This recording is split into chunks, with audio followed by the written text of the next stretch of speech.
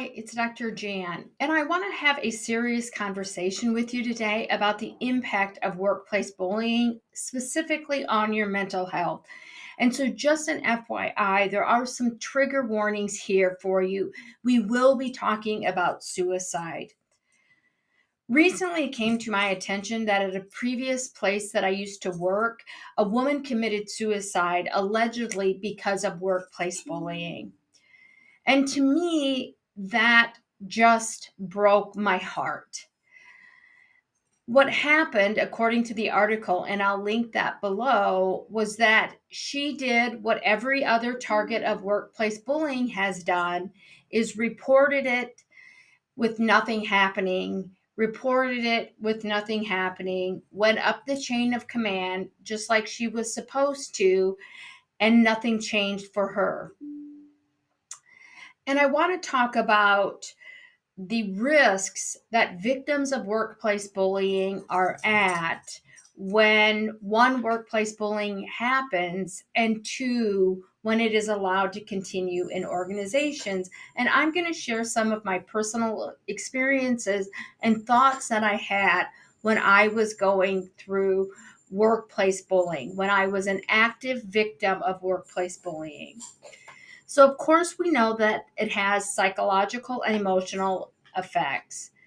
And it's not that somebody is lying about you or spreading rumors about you, because those are certainly emotional abuse examples. But just the whole essence of workplace bullying affects your mental health. I've said before that every type of abuse, whether it's verbal or nonverbal, attacks on your professional reputation or psychological or cyber, all have an emotional impact on your mental health. And one of the things that we really have to at least acknowledge about workplace bullying is most people in everyday life who maybe know about it don't really understand it. Okay, so I know for myself, when I sought out support from my family, I didn't get a lot of support because, first off, frankly, they were tired of hearing about it. And so they didn't really want me to talk about it. And I was talking about it all the time because it was consuming me, because nobody was taking it seriously or doing anything. And also, my family, a lot of them didn't think it was as serious. They actually thought I was making it up, and that I was making it seem like the abuse was worse than what it really was. And the other thing I want to say about that is, one of the things that some of my family have said to me now is that they just couldn't comprehend that the things I was saying to them were actually happening. So if you've heard me talk before, I've talked about a social work professor coming around and charging around the table at myself. They didn't think those things were real. They thought I was exaggerating, putting a spin on it to make it seem like it was worse. That in and of itself took an emotional toll on me. So nobody believes you at work. So you talk to your supervisor, you talk to the bully, you talk to your colleagues, and they're loyal to the bully because they want to get ahead in their career. So they're making calculated decisions to get ahead. And oftentimes, when it comes to bystanders, they're doing several things. They're engaging in the bullying, so they're abusing you. They're remaining silent, hanging their head down because they don't want to get involved. And when I was in those situations, it wasn't just the abuse that the bully was taking that took an emotional toll on me. It was also what my colleagues didn't do. And sometimes that pain of when the bystanders watched, when they participated, and they remained silent with their heads hanging down, that sometimes is more painful for people than the actual bully. So there are these layers of mental and emotional trauma that happen to you when you are being abused at work. The other thing I think that is very important to remember about the psychological cost is, most people who have vested in their careers. So for me, I got a PhD, meaning I went to school for over 10 years to do my job. For me, the cost of leaving was too much. And so I vested my entire being into my career. And to think that the people that I was working with, for myself, they were social workers, many of them who were licensed with the states that I worked in and were supposed to be in following their code of ethics, that to me, it was just so painful that colleagues who were supposed to have an ethical code invest in social justice, invest in helping people, were abusing and their colleagues, including myself, and also that many of them were empowered by the very behavior that they were engaging in, was so detrimental to my mental health that I turned, and many victims do. I am not the outlier, I am the norm. You turn those thoughts inward that somehow something is wrong with you. And for me, one of the things that I remembered recently was that I thought a lot about suicide and committing suicide and how suicide would be an escape for me. I often would go to bed at night and think, God, if I just didn't wake up, it wouldn't hurt my feelings, or it would be okay because I just can't take the abuse anymore. And I didn't act on those thoughts of suicide, but I thought about suicide an awful lot, almost on a regular basis, on a daily basis, because it became part of how I could put myself to sleep. Just being comforted by the thought that maybe even remotely there would be a possibility that I wouldn't have to get up and go to work and face another day of workplace bullying. I want to be very clear about this point because I think this is what really differentiates workplace bullying and why there are so many victims who just turn that abuse inward to depression, is because it's not just that you have a bully who's abusing you. It's not one abuser. It's that most of the time, the entire organization has turned against you. And what I mean by that is that the group dynamics in the organization you're working in have become extremely toxic and dysfunctional, and there's groupthink. And the bully has crafted a narrative about you, if you're the target, that somehow you're the problem, that you are a terrible, horrible person, that you are the scum of the earth. And it's not just that they're abusing you, it's that everybody in the organization, whether they know that that's true or not, supports the bully and goes along to get along. They don't speak up. They keep their heads down. They engage in bullying. They don't tell the truth to HR. And many times, it's not that they are outright lying, it's that they have bought into the core of groupthink. Okay. The core that you're the horrible person, not the bully who is engaging and orchestrating workplace bullying. It's that they believe that you are the problem, that you have done something, that you actually deserve the bullying. Okay. So that's the core issue for targets. It's that the entire organization somehow believes you're the problem. For myself personally, it started even before I got hired. I knew there was a problem, right? Even before I touched my foot on campus, even before I signed my contract, the bully was sending out emails to the target at that time, and I was already caught up in it. Okay. And so there's no choice in those things. Oftentimes you just get hired. I didn't read the fine print that they were looking for another target, and I was targeted. Okay. Not necessarily for any particular reason. There was nothing about me. It was that they needed somebody else to bully. So it didn't make any difference if it was me or somebody else. Whoever it was that took the position at that time was getting caught up and they needed another target, and I happened to fit the bill. Okay. And so at that time, there was an initial target. There was a primary target. But as soon as I got on campus, I was already kind of a secondary target and started taking some hits. And as soon as that happened, I went within the first couple of weeks to talk to the assistant dean at that time. And here's what he told me. First off, he knew it was happening because he and the dean, when I interviewed, told me, quote unquote, they had gotten rid of the person. Okay. That was baloney.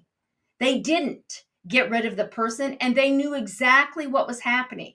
So they knew what was happening, didn't and weren't being honest with me, and they didn't address the issue or take it seriously. Okay. And so when I went in a couple of weeks after I had started working there and I had started documenting, okay, because my previous place of employment was extremely toxic and I had already started documenting there, and I just took that skill set into this new place of employment. And what he said to me, and I quote, "Well, Jan, you know what? When those things started happening, the best thing you could do is to take out your phone and play some games and just don't get involved." Okay. That was his opportunity to stop it, because he could have held them accountable. I don't care if they had tenure. It is a myth to think that tenured faculty can't be held accountable. That assistant dean didn't have the skill set to hold them accountable because he was weak. Okay. And actually, in retrospect, his advice probably was what I should have taken. Because if I had kept my head down, kept my mouth shut, I probably would not have been targeted to the severity that I was. And I probably would have gotten promoted and tenured there, not fired. Okay. But I couldn't do that because of both my ethical code for the code, social work code of ethics, and also my personal code, right, of treating people with respect and dignity. Okay. But he didn't do anything. And I complained repeatedly. I went up the chain of command, did things I was supposed to. Eventually, that dean and assistant dean left, and we got a new president. Okay. So I was not only bullied by my colleagues in my department, I was bullied by people outside of my department. And eventually, I was even bullied by the president of the college and university that I worked with. Okay. And those things affect who you are, they affect how you see yourself. You become consumed with getting the bullying to stop because you know you're not doing anything to deserve that. And I don't care who you are. I want to be very clear about this. No one deserves to be bullied at work. No one. And what happens with people, the longer you are in those work environments, because many times, again, and I've said this over and over, if you are in high risk professions, higher education, health, mental health, you go from one job to the next, right? So I started out in a toxic culture. I went into a bully culture the next job. My next job was even worse. So you're bouncing from one bully culture to the next. At some point, you internalize it and you think, what is wrong with me? Okay. Your family and friends get sick of you because you can't stop talking about it because you feel so powerless and out of control at work. And you really are looking for a logical and rational answer to something that's totally irrational. That affects your core. My identity is very much built around my career and who I am as a professional. Okay. And when you're in bully culture, it's every day chipping away at that. Some days I would go into work, it would be fine. Most days it was one hit after another. in an email, people making comments about me, people turning around in the hallway because they didn't want to come near me, people sending students in after me, okay? Over and over and over. Repeated, covert, overt, subtle abuse, ongoing by damn near everybody in the workplace. And nobody would stop it, right? I heard this over and over. Oh, the union will take care of it. Just hang on. The union will make sure you get tenure. The union will take care of it. And then it didn't. And then HR got involved and they didn't do anything. And my supervisor got involved, right? I had never met my supervisor, again, because in higher education, there's a lot of times there's changeover and restructuring. You get new supervisor. Never had met this person. And the first time I met with her, she started bullying me. And why was that, you ask? Good question. Is because the bullies had already cultivated a relationship with her when they knew she was going to be the dean. They started feeding her baloney about me. And so by the time I sat across from her, she was already bullying me. And I never met with her after that without a union rep because I wasn't going to tolerate the bullying. Okay. But that triggered her and the bullying increased and just went up the chain of command. And the union didn't stop it. The union is part of the problem because I had documented everything that happened. They never looked at anything until after I didn't get tenure, and then they took the case up. Okay. So if people do their jobs and stop the bullying, which 95% of the time they don't hold the bully accountable because they buy into the narrative that I am the problem. But you know what? The reality is it didn't make any difference about me because as soon as I left, there's still bullying there. And how do I know that? Because I still have friends in those universities. Okay. And until you stop and intervene, what happens is bullying goes on and on and on. Okay. And I can't tell you how frustrated and how out of control I often felt at work because nobody would believe me. Nobody looked at my documentation. Nobody even looked at it. And I should have demanded that. Okay. So one of the things I want to talk about, what is it you can do to care for your mental health when you're in bully culture, because that's so important. First off, most therapists, okay, don't know anything about workplace bullying. And what they're going to tell you is to follow bureaucratic procedure. Go talk to the bully, go report the bully, et cetera, et cetera, et cetera. That's terrible advice. Okay. That's terrible, terrible advice because you might be like me. And most targets is when you go in to talk to the bully, they feel like you're coming after them. And they then escalate the bullying and retaliation continues and happens and bullying goes up. The same if you go to HR, et cetera, et cetera. Now, I'm not saying you can't report. Okay, there's certainly times and places when you should do that. But the first thing you should do is document what's happening to you. Okay. Next week, I'm going to walk you through the best way to document, how to look at it and how to interpret it. But start documenting what's happening, who's there, what's being done as best you can, the reactions from bystanders and people, and also your own reactions, okay? Because the reality is the reason targets often feel powerless in workplace bullying is because they focus on getting the bullying to stop, which it should, but you have to focus on what you can control in your work environment, and that's you. Okay, so I want you to record what you are doing and your responses, okay? Because the only thing you can control in bully culture is yourself and how you respond, okay? So try to disengage as much as you possibly can. And I know that's difficult oftentimes in a workplace, but one of the things that happens with workplace bullying is, especially for targets, is the bully keeps poking and poking and poking and poking. And you get into the pattern, and I'm guilty of this myself, is you always want to engage because you know you're right.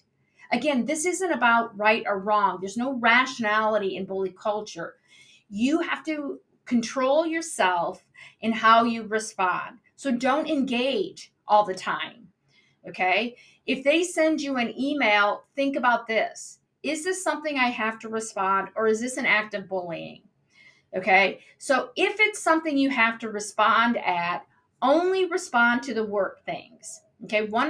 And what I mean by that is only the work stuff, don't go outside of it. So one of the things that I often did is I would say, that's not what the union contract says. Okay. The union contract says A, B, or C, even though the issue at hand might have been a student issue. Okay. So I would always try to bring in other things to make sure that they were following the contract, even though they never, ever followed the contract in that department. Okay. And what would have been a better use of my time was to forget about the union contract and to forget about the things that they were doing wrong and only focus on my own job. So only get involved in a student issue if I was actually involved in that. Okay, I hope that makes sense. And if it doesn't, just post a question down in the comment section. So only do your job. Don't go outside of that. Only engage when you absolutely have to, and respond and engage in a way that is short, succinct, concise, and to the point.